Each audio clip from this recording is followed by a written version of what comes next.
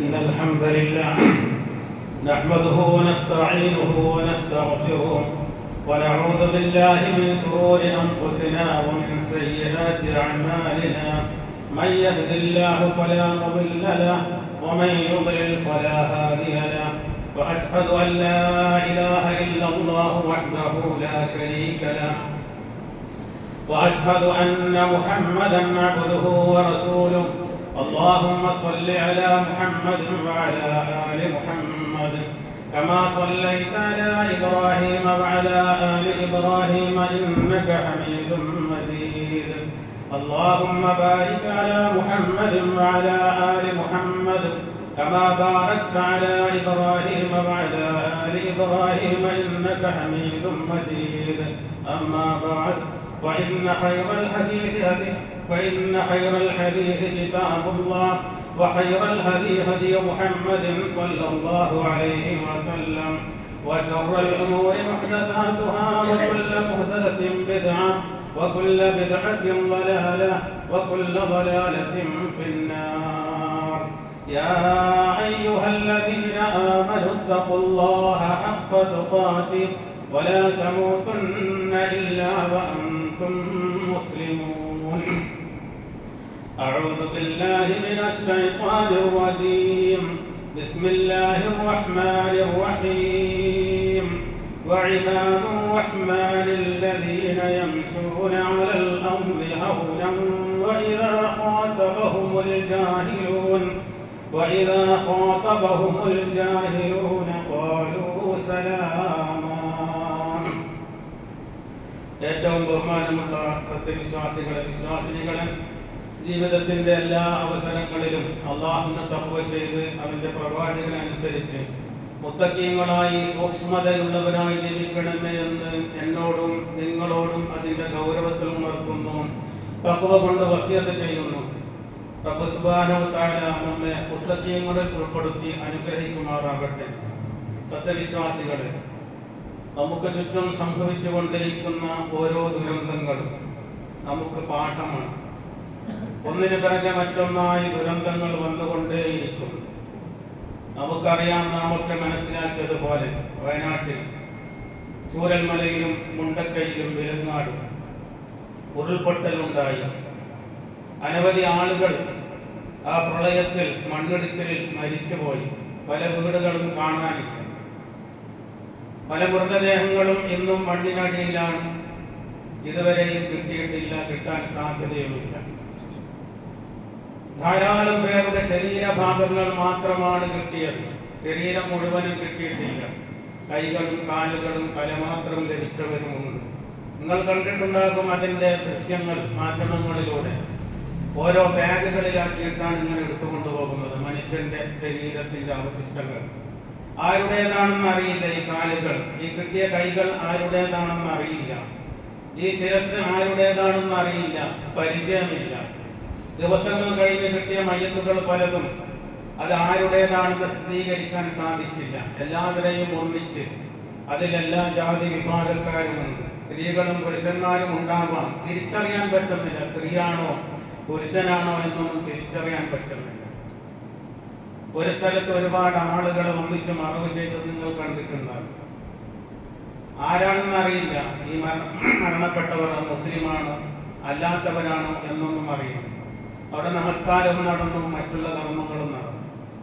അള്ളാഹു നമ്മെ കാത്തുരക്ഷിക്കുമാറാകട്ടെ. ഇങ്ങനെ ഓരോ ദുരന്തങ്ങൾ വരുമ്പോഴും അള്ളാഹു നമുക്കത് പരീക്ഷണമായി തരികയാണ്. അള്ളാഹു നമ്മെ പരീക്ഷിച്ചു കൊണ്ടിരിക്കുകയാണ്. നാം എന്ത് ചെയ്യുന്നു? ഇതിൽ നിന്ന് വല്ല പാഠവും നാം പഠിക്കാറുണ്ടോ എന്ന്. അപകടത്തിന്റെ കാരണങ്ങൾ പലതാകാം. പല കാരണങ്ങളും പറയാനുണ്ടാകാം നമുക്ക്. നടന്നത് അള്ളാഹുവിന്റെ ശിക്ഷയോ പരീക്ഷണമോ ആകാം.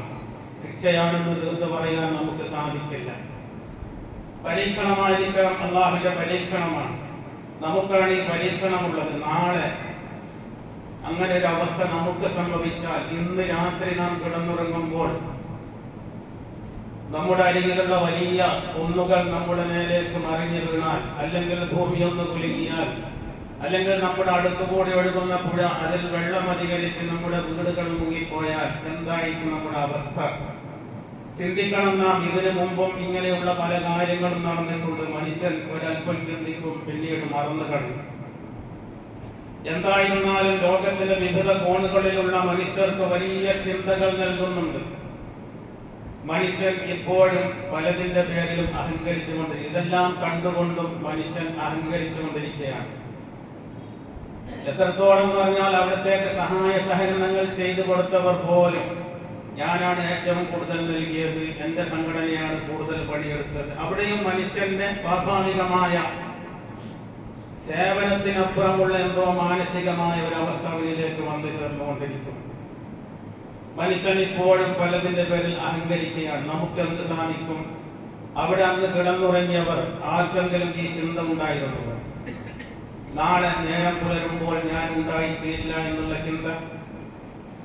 ഉരുൾപൊട്ടലിൽ അവിടെ മലയിടിച്ചിൽ ഒലിച്ചുപോയ ഒരു വീടിന്റെ അവശിഷ്ടത്തിൽ അതിന്റെ അലമാരയിൽ നിന്ന് രക്ഷാപ്രവർത്തകർക്ക് ഒരു പരാതിയുടെ കോപ്പി കിട്ടി. ഒരു FIR-ന്റെ ഒരു പരാതിയുടെ കോപ്പി കിട്ടി. അതിലെന്താണെന്ന് അറിയോ? അയൽവാസികൾ തമ്മിലുള്ള തർക്കമാണ്. ഒരയൽവാസി മറ്റേ അയൽവാസിക്ക് പുഴയിലേക്ക് പോകാനുള്ള വഴി വിട്ടു കൊടുക്കുന്നില്ല, വേലിയിട്ട് മറിച്ചിരിക്കുക. കുറെ വർഷങ്ങളായി അയൽവാസികൾ തമ്മിൽ ഒരേ വേലിക്ക് അപ്പുറവും ഇപ്പുറവും താമസിക്കുന്നവർ തമ്മിൽ ലഹളയിലാണ്, കുഴപ്പത്തിലാണ്. കേസ് കൊടുത്തിരിക്കുകയാണ്. ആ കേസ് കൊടുത്തതിന്റെ കോപ്പി ലഭിച്ചു. അയൽവാസി ഈ 2 വീടുകളും ഇന്നില്ല, ആ വഴിയും ഇല്ല, ആ വീടുകളില്ല ഇന്ന്. ആ മനുഷ്യർ ക്യാമ്പിൽ താമസിച്ചുകൊണ്ടിരിക്കുകയാണ്. നാം പരസ്പരം അയൽവാസികൾ, നമ്മുടെ കുടുംബക്കാർ, നമ്മുടെ നാട്ടുകാർ, അവരോട് പിണങ്ങി നിന്നുകൊണ്ട് നാളെ നമ്മുടെ മയ്യത്ത് ആര് കുളിപ്പിക്കും? നമുക്കറിയുമോ? നാം പലരെയും മനസ്സിൽ കണ്ടുവച്ചിട്ടുണ്ടാകും. എനിക്കാരുമില്ലെങ്കിലും ഇന്ന ആളുകളുണ്ട് എന്ന് പലരും നമ്മുടെ മനസ്സിലുണ്ട്. പല മയ്യത്തുകളും ലഭിച്ചത് വളരെ വിദൂരത്ത് നിന്നാണ്, 25 കിലോമീറ്റർ ദൂരെ നിന്നാണ്. ആ മയ്യത്തിന് ആ മരിച്ച മനുഷ്യന്മാർ അതുവരെയും കണ്ട ആളുകളല്ല ഈ മയ്യത്ത് കുളിപ്പിച്ചതും കഫൻ ചെയ്തതും മറമാടിയതും ഒക്കെ. ആരോ ആണ്. നമ്മുടെ മനസ്സിൽ പലതുമുണ്ട്. ഇന്ന ആളുകൾ എന്നെ സഹായിക്കാൻ തരും, ഞാൻ മരണവെപ്രാണത്തിലായാൽ എൻ്റെ മക്കൾ, എൻ്റെ കുടുംബക്കാർ, അല്ലെങ്കിൽ എൻ്റെ സംഘടനക്കാരൊക്കെ എന്നെ രക്ഷപ്പെടുത്താൻ വരുമെന്ന് നമ്മുടെ ചിന്തയിൽ ഉണ്ടാകും. ആരും ഉണ്ടാകില്ല സുഹൃത്ത്. അള്ളാഹുവിന്റെ ആ തഖ്ദീറിനപ്പുറം ഒന്നും ഉണ്ടാകില്ല. അള്ളാഹു എന്താണോ കണക്കാക്കിയത് അത് സംഭവിക്കുക തന്നെ ചെയ്യും. അതുകൊണ്ട് നാം അഹങ്കാരം വെടിയുക, താഴ്മയുള്ളവരാവുക, വിദ്വേഷം വെടിയുക. ആരോടെങ്കിലും നമുക്ക് പകയും വെറുപ്പും വിദ്വേഷവും ഉണ്ടെങ്കിൽ ഇന്ന് തന്നെ, ഇപ്പോൾ തന്നെ നന്നാവുക. പ്രത്യേകിച്ച് നമ്മുടെ അയൽവാസികളോടും കുടുംബങ്ങളോടും. ഒരു സഹാബിയെ കാണിച്ചുകൊണ്ട് അല്ലാഹു റസൂൽ സ്വല്ലല്ലാഹു അലൈഹി വസല്ലം തങ്ങൾ പറഞ്ഞു, അദ്ദേഹം സ്വർഗാവകാശിയാണ് എന്ന് പറഞ്ഞു. അബൂ ഹുറൈറ റളിയല്ലാഹു അൻഹു പിന്നാലെ പോയി ഇയാളുടെ കൂടെ തന്നെ കൂടി. ഇയാൾ എന്ത് സൽക്കർമ്മമാണ് കൂടുതൽ ചെയ്യുന്നത് എന്ന്. 3 ദിവസം താമസിച്ച് പ്രത്യേകിച്ചൊന്നുമില്ല, സാധാരണ പോലുള്ള നിസ്കാരങ്ങളും കർമ്മങ്ങളും അല്ലാതെ കൂടുതലൊന്നും അയാൾ ചെയ്യുന്നില്ല. അവസാനം ചോദിച്ച്, എന്ത് സൽക്കർമ്മമാണ് അല്ലാഹു റസൂൽ നിങ്ങളെ സ്വർഗാവകാശിയാണെന്ന് പറയണമെങ്കിൽ എന്ത് സൽക്കർമ്മമാണ് നിങ്ങൾ കൂടുതൽ ചെയ്യുന്നത്? അദ്ദേഹം പറഞ്ഞു, എനിക്കങ്ങനെ കൂടുതൽ സൽക്കർമ്മമൊന്നുമില്ല, പക്ഷേ ഞാൻ ഓരോ ദിവസവും എൻ്റെ വിരിപ്പിലേക്ക് എത്തിയാൽ എനിക്കാരോടും വിദ്വേഷമില്ല, ആരോടും വെറുപ്പില്ല, എനിക്ക് ആരോടും പകയില്ല, ആരോടുമില്ല. അതാണ് ഏറ്റവും വലിയ സൽക്കർമ്മം. ആയിഷാ ബീവി റളിയല്ലാഹു അൻഹ പറയുന്നു, മനുഷ്യർ കൂടുതലും മറന്നു പോവുകയാണ്. ഏറ്റവും വലിയ സൽക്കർമ്മത്തെ പറ്റി മനുഷ്യർ മറന്നു പോവുകയാണ്. അത്തവാദുഉ, വിനയമാണത്. വിനയം നമ്മിൽ നിന്ന് നഷ്ടപ്പെട്ടു പോയിക്കൊണ്ടേയിരിക്കുന്നു. ഇങ്ങനെയുള്ള സംഭവങ്ങൾ വരുമ്പോഴെങ്കിലും നാം വിനയമുള്ളവരായി തീരുക. അല്ലാഹു സുബ്ഹാനഹു വ തആല മുഅ്മിനീങ്ങളുടെ, അല്ലാഹുവിന്റെ പ്രത്യേകമായ അടിമകളുടെ കാര്യം പറയുമ്പോൾ അല്ലാഹു പ്രത്യേകം പറയുന്നത് നാം വായിച്ചില്ല. വഇബാദുർ റഹ്മാനില്ലദീന യംശൂന അലൽ അർദി ഹൗനാ വഇദാ ഖാതബഹുൽ ജാഹിലൂന ഖാലൂ സലാമാ. അല്ലാഹുവിന്റെ സച്ചരിതരായ അടിയാന്മാർ അവർ ഭൂമിയിലൂടെ സഞ്ചരിക്കുമ്പോൾ വിനയത്തോടുകൂടി സഞ്ചരിക്കും, അഹങ്കാരത്തോടുകൂടി അവർ സഞ്ചരിക്കയില്ല. അവർ നടന്നു പോവുകയാണെങ്കിൽ വിനയത്തോടുകൂടി നടന്നു പോകും. ജാഹിലീങ്ങൾ അവരുമായി അഭിമുഖീകരിച്ചാൽ, ജാഹിലീങ്ങൾ അറിവില്ലാത്തവർ വല്ലതും പറഞ്ഞാൽ വഖാലൂ സലാമ, സമാധാനത്തിന്റെ വാക്കുകൾ പറയും, അവരോട് തർക്കിക്കാൻ നിൽക്കുകയില്ല. ഈ ദുരന്തങ്ങൾ നമ്മെ പഠിപ്പിക്കേണ്ടത് ഇത്തരം കാര്യങ്ങളാണ്. നാം നാളെ എന്ത് നമുക്ക് സംഭവിക്കും എന്ന് നമുക്കറിയില്ല. അഹങ്കാരം വെടിഞ്ഞു വിദ്വേഷം വെടിഞ്ഞ്, പക വെടിഞ്ഞ്, ദേഷ്യം വെടിഞ്ഞ് എല്ലാം ഒഴിവാക്കി അള്ളാഹുവിലേക്ക് അടുക്കുക, കൂടുതൽ തഖ്വയുള്ളവരാവുക, വിനയമുള്ളവരാവുക.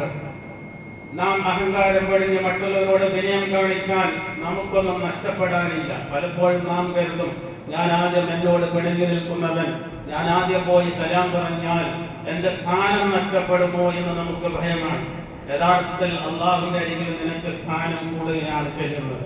രണ്ടുപേർ പിണങ്ങി നിന്നു, ആദ്യം ആരാണോ അസ്സലാമു അലൈക്കും എന്ന് പറയുന്നത് അവനാണ് അള്ളാഹുവിന്റെ അരികിൽ സ്ഥാനമുള്ളത്. പലപ്പോഴും നമുക്ക് പല ആളുകളോട്, നമ്മുടെ കുടുംബക്കാർ, പിണങ്ങി നിൽക്കുന്ന കുടുംബക്കാരോട്, അയൽവാസികളോട് നന്നാവണമെന്ന് നമ്മുടെ മനസ്സിലുണ്ട്. പക്ഷേ ഇബ്ലീസ് അവന്റെ കെണിവരയിൽപ്പെടുത്തി നമ്മുടെ മനസ്സിലേക്ക് ചെറിയൊരു അഹങ്കാരം ഇട്ട് തന്നു. ഞാൻ ആദ്യം പോയി സംസാരിക്കില്ല, എന്റെ സ്ഥാനം നഷ്ടപ്പെട്ടു പോകുമോ എന്ന് നമ്മുടെ ഭയമാണത്. ഇബ്ലീസ് ചോദിക്കും, ഇബ്ലീസ് നമ്മളെ അങ്ങനെ തോന്നിപ്പിക്കുകയാണ്. വിനയം വലിയ ഗുണങ്ങളിലൊന്നാണ്. വിനയം കൊണ്ട് ലഭിക്കുന്ന നേട്ടങ്ങൾ വളരെ കൂടുതലാണ്. ഒരുപാട് ഗുണങ്ങൾ അല്ലാഹു റസൂൽ സ്വല്ലല്ലാഹു അലൈഹി വസല്ലം പറയുന്നു, മാ നഖലത സദഖത്തുൻ മിൻ മാൽ, സദഖ കൊണ്ട് നിന്റെ സമ്പത്ത് കുറഞ്ഞു പോവുകയില്ല, അല്ലാഹു ബർക്കത്ത് ചെയ്യും. വമാ സാദല്ലാഹു അബ്ദൻ ബിഅഫ്ലിൻ ഇല്ലാ ഇസ്സ, മാപ്പ് നൽകൽ കൊണ്ട് ഒരാൾക്ക് അവന്റെ അഭിമാനമല്ലാതെ ഇസ്സത്തല്ലാതെ വർദ്ധിക്കുകയില്ല. ആരോ നിന്നോട് അരുതായ്മ പ്രവർത്തിച്ചു, നിനക്ക് ഇഷ്ടമില്ലാതെ ചെയ്തു, നീ മാപ്പ് നൽകിയാൽ നീ ചെറിയവനാവുകയില്ല, നീ വലിയവനാകും. അല്ലാഹു നിന്റെ ഇസ്സത്ത് വർദ്ധിപ്പിക്കും. വമാ തബാദഅ അഹദുൻ ലില്ലാഹി ഇല്ലാ റഫഅഹു അല്ലാഹ്, അല്ലാഹുവിന് വേണ്ടി ആരെങ്കിലും വിനയം കാണിച്ചാൽ അല്ലാഹു അവന്റെ സ്ഥാനം ഉയർത്തുക തന്നെ ചെയ്യും. തബാദഅ അഹദുൻ ലില്ലാഹ്, അല്ലാഹുവിന് വേണ്ടി ആരെങ്കിലും ഒരാൾ വിനയം കാണിച്ചാൽ ഇല്ലാ റഫഅഹു അല്ലാഹ്, അല്ലാഹു അവന്റെ സ്ഥാനം ഉയർത്താതിരിക്കുകയില്ല എന്ന്. പലപ്പോഴും നാം മൂഢന്മാരുടെ സ്വർഗത്തിലാണ്. നാം കരുതി, ഞാൻ അങ്ങനെ സംഭവിച്ചാൽ ഞാനല്ല ആള്, ഉസ്താദ്മാരായ ഞാൻ കരുതി ഞാനല്ല, നാട്ടുകാരനല്ലേ എന്നോട് സംസാരിക്കേണ്ടത്, അല്ലെങ്കിൽ ആളുകൾ കരുതി ഞാനല്ല പണക്കാരൻ, സാധുക്കളല്ലേ എന്നോട് നന്നാവാൻ വരേണ്ടത്, അല്ലെങ്കിൽ മറ്റവൻ നേരെ തിരിച്ച് ചിന്തിച്ചു, അധികാരം എന്റെ കയ്യിലാണല്ലോ, മറ്റുള്ളതാവാനല്ലോ എന്നോട് വിനയപ്പെട്ട് വരേണ്ടത് എന്ന് നാം ചിന്തിക്കും. അങ്ങനെയല്ല. അള്ളാഹു പറയുന്നു, മൻ തബാദഅ ലില്ലാഹി, അല്ലാഹു റസൂൽ പറയുന്നു, മൻ തബാദഅ ലില്ലാഹി അഹദൻ, അല്ലാഹുവിന്റെ മാർഗ്ഗത്തിൽ അല്ലാഹുവിന് വേണ്ടി ആരെങ്കിലും വിനയം കാണിച്ചാൽ ഇല്ലാ റഫഅഹു അല്ലാഹ്, അല്ലാഹു അവന്റെ സ്ഥാനം ഉയർത്താതിരിക്കുകയില്ല. അഹങ്കാരത്തിന്റെ നേരെ വിപരീതമാണ് വിനയം. രണ്ടും ഒന്നിച്ച് ഒരാൾക്ക് ഉണ്ടാവുകയില്ല. ഒന്നുകിൽ അവൻ അഹങ്കാരിയായിരിക്കും, അല്ലെങ്കിൽ വിനയമുള്ളവനായിരിക്കും. അഹങ്കാരം ഒരണുമണി തൂക്കം നമ്മുടെ ഹൃദയത്തിലുണ്ടെങ്കിൽ സ്വർഗപ്രവേശം നമുക്ക് ലഭിക്കുകയില്ല. വിജയം കൈമുതലാക്കിയവർക്ക് മാത്രമേ അഹങ്കാരത്തിന്റെ ജീവിതത്തിൽ നിന്നും മാറി താമസിക്കാൻ സാധിക്കില്ല. അഹങ്കാരമില്ലാതിരിക്കുവാൻ നമുക്ക് വിനയം വേണം. മാലിക് ഇബ്നു ദീനാർ റഹിമഹുല്ലാഹ് പറയുന്നത് നോക്കും, മൂന്ന് കാര്യങ്ങൾ കൊണ്ട് നീ തടയുക, തടഞ്ഞു നിർത്തുക. ഹത്താ തകൂന മിനൽ മുഅ്മിനീൻ, നീ മുഅ്മിനീങ്ങളിൽ പെടുവാൻ വേണ്ടി, നീ മുഅ്മിനാകണം എങ്കിൽ മൂന്ന് സ്വഭാവം കൊണ്ട് നീ തടുത്തു നിർത്തുക. അൽ കിബ്റു ബിത്തവാദു, കിബ്റിനെ നീ തടുത്തു നിർത്തുക. അഹങ്കാരത്തെ നീ തടഞ്ഞു നിർത്തുക നിന്റെ വിനയം കൊണ്ട്, നീ മുഅ്മിനീങ്ങൾ ഉൾപ്പെടും. വൽ ഹിർസു ബിൽ ഖനാഅ, ആർത്തി, കിട്ടിയാൽ മതിയാകാത്ത അങ്ങനെ ആശകൾ വർദ്ധിച്ചു കൊണ്ടേയിരിക്കുകയാണ് മനുഷ്യൻ. അതിനെ നീ തടഞ്ഞു നിർത്തുക. ബിൽ ഖനാഅത്തി, ഉള്ളത് കൊണ്ട് തൃപ്തിപ്പെട്ട്, അല്ലാഹു എന്താണോ നിനക്ക് നൽകി അതിൽ തൃപ്തിപ്പെടുക എങ്കിൽ നീ മുഅ്മിനീങ്ങൾ പെടും. വൽ ഹസദ ബിൻ നസീഹ, ഹസദ്, അസൂയ, കേട്, അതിനെ നീ തടഞ്ഞു നിർത്തുക. ബിൻ നസീഹ, ഗുണകാംക്ഷ കൊണ്ട്, മറ്റുള്ളവർക്ക് നന്മ ആഗ്രഹിക്കൽ കൊണ്ട് ഹസദിനെ നീ തടഞ്ഞു നിർത്തുക. ഈ സ്വഭാവം നമ്മിലുണ്ടെങ്കിൽ അല്ലാഹു തീർച്ചയായും നമ്മെ മുഅ്മിനീങ്ങൾ ഉൾപ്പെടുത്തും. അഹങ്കാരവും ആർത്തിയും അസൂയയുമാണ് മനുഷ്യനെ അവന്റെ താഴ്ന്ന സ്വഭാവത്തിലേക്ക് എത്തിക്കുന്നത്. മനുഷ്യനല്ലാതാക്കി മാറ്റുന്നത് അവന്റെ കിബറും അവന്റെ ഹസദുമാകും. ഇന്ന് ഭൂരിഭാഗം മനുഷ്യരിലും ഉണ്ട് ഈ മൂന്ന് സ്വഭാവങ്ങൾ. ഇവർ നാം അറിയാതെയും അറിഞ്ഞും നമ്മുടെ മനസ്സിൽ എവിടെയോ ഒന്നും. അത് മാറ്റണം, തീരെ മാറ്റിക്കളയണം. അവ അവസാനിക്കാനുള്ള ഓർമ്മപ്പെടുത്തലാണ് ഇത്തരം ദുരന്തങ്ങൾ. ഈ ദുരന്തങ്ങൾ എന്ത് സാധിക്കും നമുക്ക്? മനുഷ്യൻ ചൊവ്വയിൽ പോയി, മനുഷ്യൻ എവറസ്റ്റ് കീഴടക്കി, മനുഷ്യൻ സൂര്യനിലേക്ക് സഞ്ചരിച്ചു കൊണ്ടിരിക്കുന്നു, മനുഷ്യൻ സ്പേസിൽ താമസിച്ചുകൊണ്ടിരിക്കുന്നു, പല അത്ഭുതങ്ങളും കാട്ടിക്കൊണ്ടിരിക്കുന്നു. പക്ഷേ ഇന്ന് കിടന്നുറങ്ങുമ്പോൾ നാളെ ഇവിടെ ഭൂമി കുലുക്കമുണ്ടാകുമെന്നറിയാൻ മനുഷ്യന് സാധിച്ചില്ല. സ്വയം രക്ഷപ്പെടാൻ സാധിച്ചില്ല, മറ്റുള്ളവർക്ക് രക്ഷപ്പെടുത്തുവാനും സാധിച്ചില്ല. ഭാവി കാര്യങ്ങൾ അറിയുന്ന ഒരുപാട് ആളുകളുണ്ട് എന്ന് പറയപ്പെടുന്നു, ഒരുപാട് സിദ്ധിയുള്ള ആളുകളുണ്ട് എന്ന് പറയും. ആരും പറഞ്ഞില്ല ഇന്ന് നിങ്ങൾ അവിടെ ഉറങ്ങരുത്, അവിടെ താമസിക്കരുത്, അവിടെ ഭൂമി കുലുക്കമുണ്ടാകും, അല്ലെങ്കിൽ മലയിടിഞ്ഞത് മരിക്കരുത് എന്നാരും പറഞ്ഞില്ല. ഇനി നാളെ മുതൽ, ഇനി അടുത്ത ആഴ്ച മുതൽ വരും കറാമത്ത് കഥകളെ കൊണ്ടുവരും പല ആളുകൾ. പക്ഷെ മുൻകൂട്ടി പറയുവാൻ ആർക്കും സാധിച്ചില്ല. അള്ളാഹു പറഞ്ഞില്ലേ, മാ തദ്രി നഫ്സുൻ, ഒരാൾക്കും അറിയില്ല മാദാ തക്സിബു ഗദ വലാ തദ്രി നഫ്സുൻ മാദാ തക്സിബു ഗദ, നാളെ എന്ത് പ്രവർത്തിക്കുമെന്ന് ഒരാൾക്കും തിരിച്ചറിയാൻ ഒരാൾക്കും അത് സാധിക്കില്ല. മനുഷ്യൻ വളരെ ദുർബലനാണ്, മനുഷ്യന് യാതൊരു കഴിവുമില്ല. അള്ളാഹുവിന്റെ നിയന്ത്രണത്തിലൂടെയാണ് നാം നടന്നുകൊണ്ടിരിക്കുന്നത്. അള്ളാഹു എന്താണോ നിശ്ചയിച്ചത് അത് സംഭവിക്കുക തന്നെ കഴിയും. നീ ഭൂമിയിൽ അഹന്തയോടുകൂടി നടക്കരുത്. ഭൂമിയെ പുലർത്താനൊന്നും നിനക്ക് സാധിക്കുകയില്ല. ഉയരത്തിൽ പർവ്വതങ്ങളോളം എത്താനും നിനക്ക് സാധിക്കുകയില്ല. പിന്നെ എന്തിനാണ് നിന്റെ അഹങ്കാരം? അള്ളാഹു ചോദിക്കുന്നു. അഹങ്കാരമില്ലാതിരിക്കുക. അങ്ങനെയുള്ള സ്വഭാവങ്ങളെല്ലാം ചീത്ത സ്വഭാവങ്ങളാണ്. നിന്റെ റബ്ബിന്റെ അടുത്ത് അത് വെറുക്കപ്പെട്ട സ്വഭാവങ്ങളാണ് എന്ന് അള്ളാഹു നമ്മോട് പറയുന്നു. ഓരോ ദുരന്തങ്ങൾ വരുമ്പോഴും ഓരോ അപകടങ്ങൾ വരുമ്പോഴും നാം ചിന്തിക്കുക, അള്ളാഹുവിലേക്ക് മടങ്ങുക, വന്ന ദുരന്തങ്ങളിൽ ക്ഷമിക്കുക. ആ ദുരന്തത്തിൽ പെട്ടുപോയ ആളുകൾക്ക് വേണ്ടി പ്രാർത്ഥിക്കുകയും അവർക്ക് വേണ്ടി സഹായിക്കുകയും ചെയ്യുക നമ്മുടെ കടമയാണ്. ഈ ഭൂമിയിലൂടെ നടക്കുമ്പോൾ ലുഖ്മാൻ അലൈഹിസ്സലാത്തു വസ്സലാം മകൻ നൽകിയ ഉപദേശങ്ങൾ ഒരുപാട്. ആ ഉപദേശങ്ങൾ പറയുകയാണ്, മകനോട് പറയുകയാണ്, ചെറിയ മകനാണ്, വലാ തുസഗ്ഹിർ ഖദ്ദക ലിന്നാസ് വലാ തംശി ഫിൽ അർദി മർഹാ ഇന്നല്ലാഹ ലാ യുഹിബ്ബു കുല്ല മുഖ്താരിൻ ഫഖൂർ.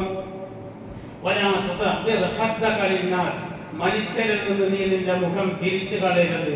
ആളുകൾ എന്തെങ്കിലും സംസാരിക്കുമ്പോൾ അത് കൂട്ടാക്കാതെ ഇങ്ങനെ മുഖം തിരിച്ചു കളയരുത്. ഓനോ നിസ്സാരമാക്കിക്കൊണ്ട് നീ നിന്റെ കവിൾ കോട്ടരുത് എന്ന് പറഞ്ഞാൽ മുഖം തിരിച്ചു കളയരുത്. ഭൂമിയിലൂടെ നീ പൊങ്ങച്ചത്തോടു കൂടി നടക്കരുത്, അഹങ്കാരത്തോടുകൂടി നടക്കരുത്. ദുരഭിമാനിയായ ഒരു പൊങ്ങച്ചക്കാരനെയും അള്ളാഹ് ഇഷ്ടപ്പെടുക. എനിക്കെല്ലാം സാധിക്കും, എനിക്കെല്ലാം ഉണ്ട് എന്നൊരു തോന്നലുണ്ടെങ്കിൽ തീർച്ചയായും അങ്ങനെയുള്ള ആളുകളെ അള്ളാഹു ഇഷ്ടപ്പെടുകയില്ല എന്ന് ഖുർആനിലൂടെ അള്ളാഹു നമുക്ക് പറഞ്ഞു തരുന്നു. ലുഖ്മാൻ അലൈഹിസ്സലാം തന്റെ മകന് ഉപദേശം, നീ ഭൂമിയിൽ മറ്റുള്ളവരെ കാണുമ്പോൾ മുഖം ചൊടിക്കരുത്, തിരിഞ്ഞു കളയരുത്, അഹങ്കാരത്തോടുകൂടി നടക്കരുത്. അള്ളാഹു അങ്ങനെയുള്ളവരെ ഇഷ്ടപ്പെടുകയില്ല. കിബ്റാണ് മനുഷ്യൻ ചെയ്യുന്ന ആ മനുഷ്യനല്ല ഒരു സൃഷ്ടി അള്ളാഹുവിനോട് ആദ്യം ചെയ്ത തെറ്റ് കിബ്റാണ്. ഇബ്ലീസ് കിബ്ർ കാണിച്ചു, അള്ളാഹുവിന്റെ കൽപ്പന ധിക്കരിച്ചു. അവൻ ഞാൻ വലിയവനാണ് എന്നവൻ വെറുതെ ധരിച്ചു. ഞാനാണ് ജാതിയിൽ മുന്തിയവൻ, അതുകൊണ്ട് താഴ്ന്ന ജാതിക്കാരൻ മനുഷ്യന്റെ മുമ്പിൽ ഞാൻ തലകൊണ്ടിടുകയില്ല എന്നവൻ പറഞ്ഞു.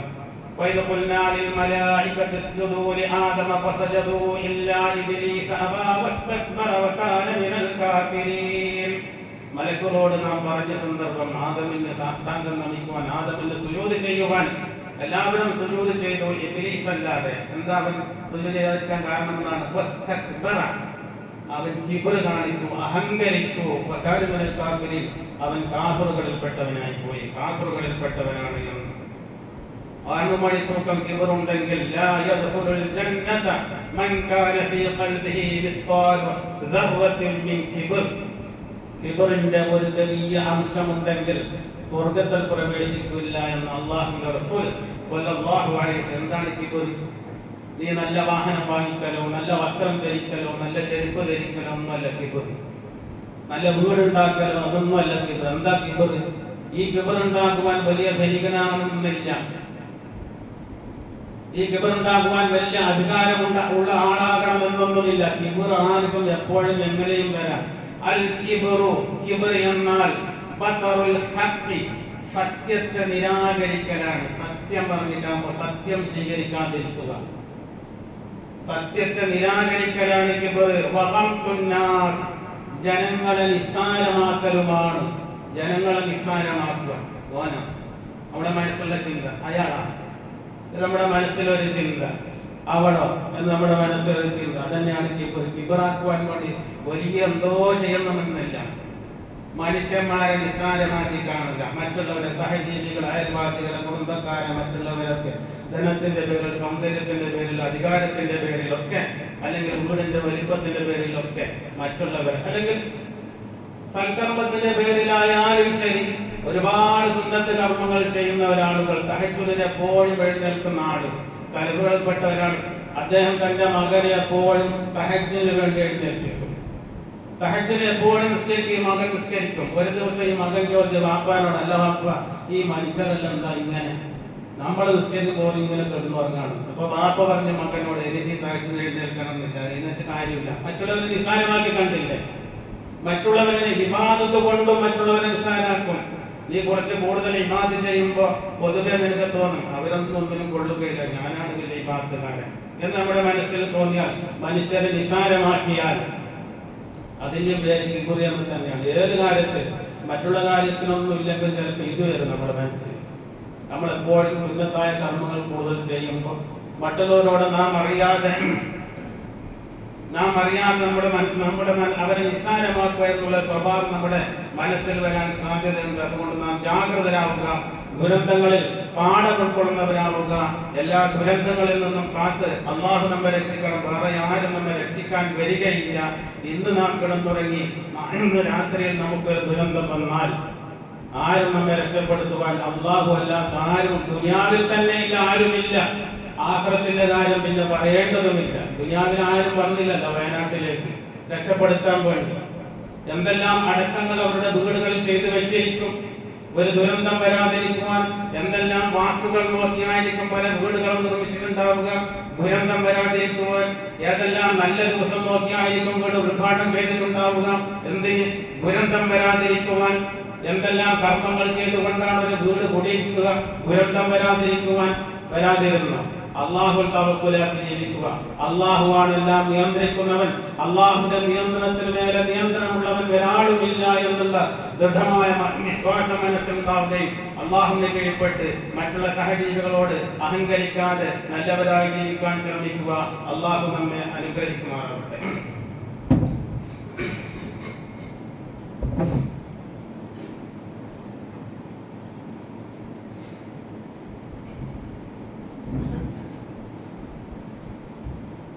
الحمد لله رب العالمين.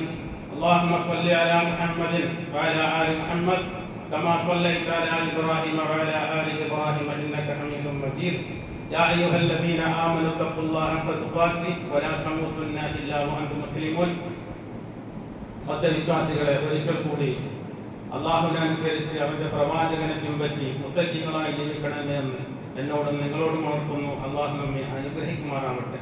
ദുരിതങ്ങൾ നമ്മുടെ ജീവിതത്തിൽ വന്നുകൊണ്ടേ നമുക്ക് രോഗങ്ങൾ വരും, നമുക്ക് കടമുണ്ടാകും, ധനം നഷ്ടപ്പെടും, പല കാര്യങ്ങൾ. അപ്പോഴെല്ലാം നാം വേണ്ടത് ഒരു മുഅ്മിനിലുള്ള ഏറ്റവും വലിയ ഗുണം അവൻ ക്ഷമിക്കണം, സബർ ഉണ്ടാകണം. നമ്മുടെ അടുത്ത പ്രദേശമായ പുത്തൂർ സംഫിയ മുഹമ്മദ് എന്ന് പറയുന്ന ഒരാൾ ഓട്ടോറിക്ഷ ഡ്രൈവറാണ്. ഒരു കുളത്തിൽ ചാടി ആത്മഹത്യ ചെയ്തു. മുമ്പ് നമുക്ക് വളരെ അപൂർവമായിരുന്നു മുസ്ലിങ്ങൾ ആത്മഹത്യ ചെയ്യുക എന്നുള്ളത്. അപൂർവങ്ങളിൽ അപൂർവമായിരുന്നു, കേൾക്കാറുണ്ടായിരുന്നില്ല. നാം നമ്മുടെ ചെറുപ്പത്തിൽ കേട്ടിരുന്നു. പത്രമാധ്യമങ്ങൾ വായിച്ചു നോക്കുക, കുറേ വാർത്തകൾ ഉണ്ടാകും. അതിൽ കുറേ ആത്മഹത്യാ കുറിപ്പുകൾ. അതിലൊന്നും മുസ്ലിങ്ങളുടെ പേര് മുമ്പ് ഉണ്ടാവാറുണ്ടായിരുന്നില്ല. ഇന്ന് യുവാക്കളടക്കം പല ആളുകളും, ആ മരണപ്പെട്ടയാള് 35 വയസ്സുള്ള ആളാണ്. പേര് അല്ലാഹു റസൂലിന്റെ പേരുമാണ്. എന്തുകൊണ്ടത് സംഭവിച്ചു?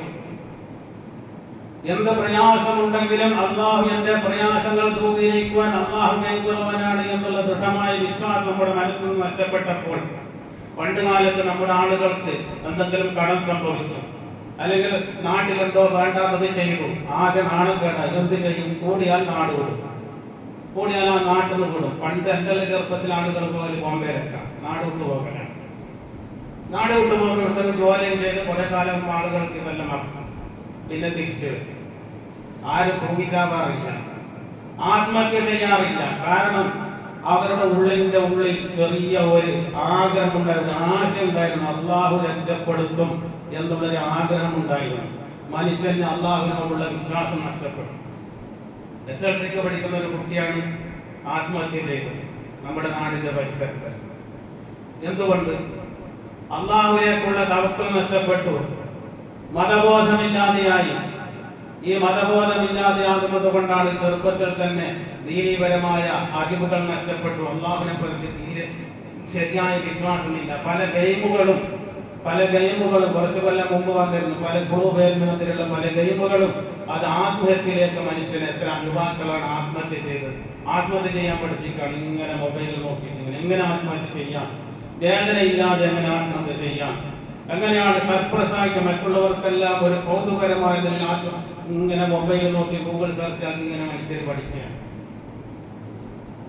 നിങ്ങൾ ചിന്തി, കുറച്ചു കൊല്ലം മുമ്പ് അവർക്ക് ഇബാദത്തുകൾ കുറവായിരിക്കും, നമ്മുടെ അത്ര ഉണ്ടായിരുന്നില്ല പലപ്പോഴും.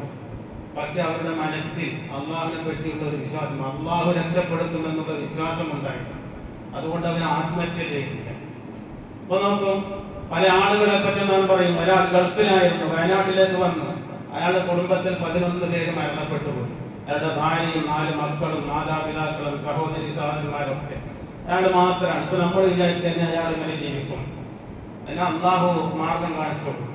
എത്ര ആളുകൾ നമ്മൾ തന്നെ ചെറുപ്പത്തിൽ, എത്ര ആളുകൾ ചെറുപ്പത്തിൽ തന്നെ മാതാപിതാക്കളൊക്കെ മരിച്ചുപോയി, ജീവിക്കുന്നില്ലേ? ഞാൻ ഈ ബുദ്ധ പറയുന്ന എനിക്ക് എന്റെ മാതാപിതാക്കളെ കണ്ടു ഓർമ്മയില്ല. അത്ര ചെറുപ്പത്തിൽ മരണപ്പെട്ടു പോയി അവർ. അള്ളാഹു ഖബർ വിശാലമാക്കി കൊടുക്കട്ടെ. ഇത് ഞാനിപ്പോ ബുദ്ധ പറയുന്നത്. എങ്ങനെ വളരും? അള്ളാഹു വളർത്തും. അള്ളാഹുവാണ് നമ്മളെ സംരക്ഷിക്കുന്നവൻ. അള്ളാഹുവാണ് നമ്മെ സംരക്ഷിക്കുന്നവൻ. അള്ളാഹുവിനപ്പുറം വേറെ ആർക്കും ഒരു കഴിവുമില്ല.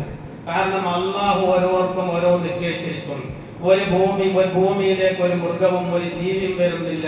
അതിന്റെ ഉപജീവന മാർഗം അള്ളാഹു മുൻകൂട്ടി നിശ്ചയിക്കാതെയാണ്. അള്ളാഹുവിന്റെ അടുത്താണ് അതുള്ളത്. ഇനി അങ്ങനെ ഇനി എന്താക്കും? വയനാട്ടിലെ ആളുകളെ പറ്റി നാം ഇങ്ങനെ ചിന്തിക്കും. ഇനി അവരെന്താക്കും? അള്ളാഹു മാർഗം കാണിച്ചു കൊടുക്കും. ഇതിനു മുമ്പുള്ള ദുരന്തങ്ങൾ പലതും കഴിയില്ലേ? സുനാമി വന്നു പോയില്ലേ? ജപ്പാനിൽ മിഞ്ഞാന്ന് ഭൂകമ്പം ഉണ്ടായി. അവിടെ ആളുകൾ ജീവിക്കുന്നില്ലേ? എല്ലാം അള്ളാഹു ഓരോന്നിനും ഓരോ ക്രമം നിശ്ചയിച്ചിട്ടുണ്ട്. അതനുസരിച്ച് ഭൂമിയുടെ ക്രമം നടന്നുകൊണ്ടേയിരിക്കും. നാം ഒന്നും ചെയ്താലും ചെയ്തില്ലെങ്കിൽ നാം വേണ്ടത് നാം സ്വയം നന്നാകാൻ ശ്രമിക്കുക. ഓരോ ദുരന്തങ്ങളിൽ നിന്നും നാം പാഠം പഠിക്കുക. പ്രത്യേകിച്ചും അവർക്ക് വേണ്ടി നാം പ്രാർത്ഥിക്കുക. ദുരന്തത്തിൽ ഉൾപ്പെട്ട ആളുകൾക്ക് വേണ്ടി നാം പ്രാർത്ഥിക്കുക. മുഅ്മിനീങ്ങളായി മരിച്ചുപോയവർക്ക് അള്ളാഹു മഗ്ഫിറത്തും റഹ്മത്തും നൽകി അനുഗ്രഹിക്കുമാറാകട്ടെ.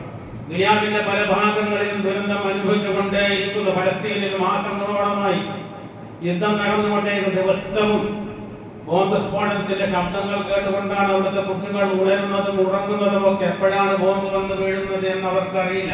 പക്ഷെ അവിടുത്തെ ഒരു കുഞ്ഞിന്റെ മനസ്ഥിതി നിങ്ങൾ നോക്കും. എന്ത് ധൈര്യമാണ് അവർ!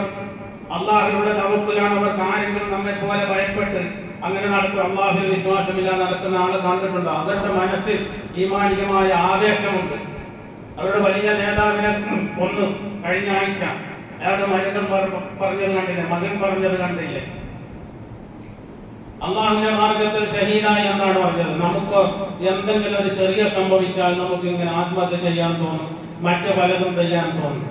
അവിടെയാണ് ഈമാനുള്ളവരും അല്ലാത്തവരും തമ്മിലുള്ള വ്യത്യാസം മനസ്സിലാക്കുക. അള്ളാഹു നമ്മൾ പരീക്ഷിച്ചു കൊണ്ടേയിരിക്കും.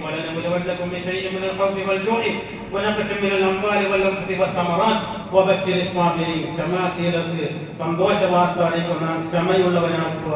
ക്ഷമ കൊണ്ട് പരസ്പരം ഉപദേശിക്കുക.